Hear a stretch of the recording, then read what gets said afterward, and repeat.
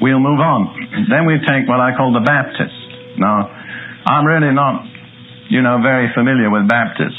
This should be Charles Simpson at this point, and he would really be able to lay it on. But I would say the essence of the Baptist rules is activity.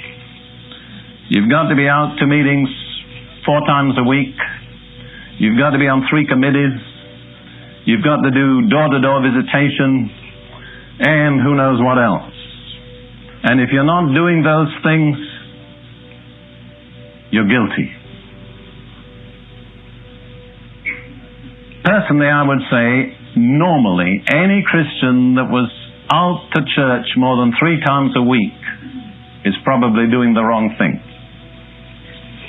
And my observation is that Christians that are out 5 and 6 times a week are usually neglecting their families and their home. And I was for 6 months associate pastor of a church, an Assembly of God church, where basically I think we on the average we were out to church 5 times a week as a minimum. And I discovered a whole host of frustrated families and frustrated young people growing up in that church, and the young people just waiting for the day when they didn't have to go to church ever again.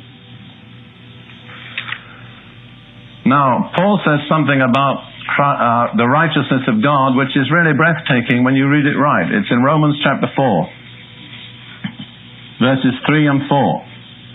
Romans 4, verses 3 and 4. For what saith the Scripture?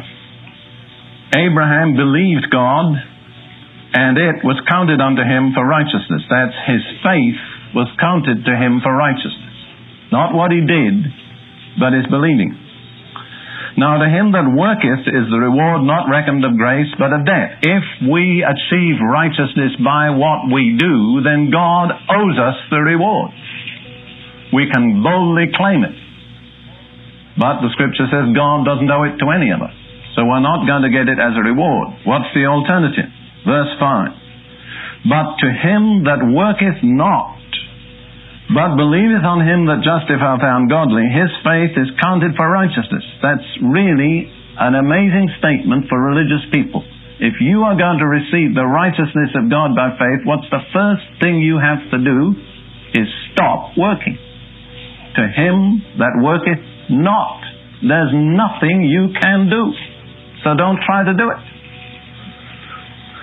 The third group of people I would call essentially the fundamentalists. And their rules center around being right in doctrine. Having every doctrine exactly right, every doctrinal I dotted and every doctrinal T crossed, and having all the answers. They have to know whether the tribulation is going to come before the rapture or the rapture before the tribulation.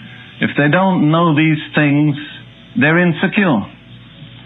Now, I've discovered if you attack the basis of a person's security, you immediately make him insecure. And you go to a fundamentalist and challenge his doctrines, he becomes extremely insecure and self-defensive. Why? Because his security is based on his doctrine.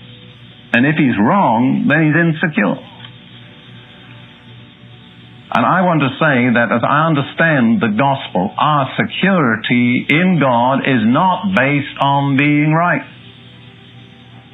Even if we're wrong, we can still be secure. And the trouble is that of all the people that attach importance to being right, most of them don't agree with one another. So who really is right? If you want to know what I think about the rapture and the tribulation, I'll tell you. I think there are a whole lot of things we don't know.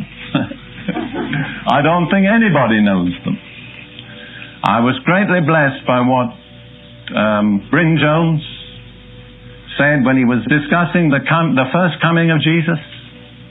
And he pointed out 3 streams of prophecy. He was to come out of Bethlehem, he was to come out of Nazareth, and he was to come out of Egypt. And he said, how could anybody ever have got it right in advance? And yet all 3 were fulfilled. And if there'd been schools of prophecy in those days, we'd have had three schools, the Nazareth school, the Bethlehem school, and the Egypt school, and each one would have tried to prove the others wrong.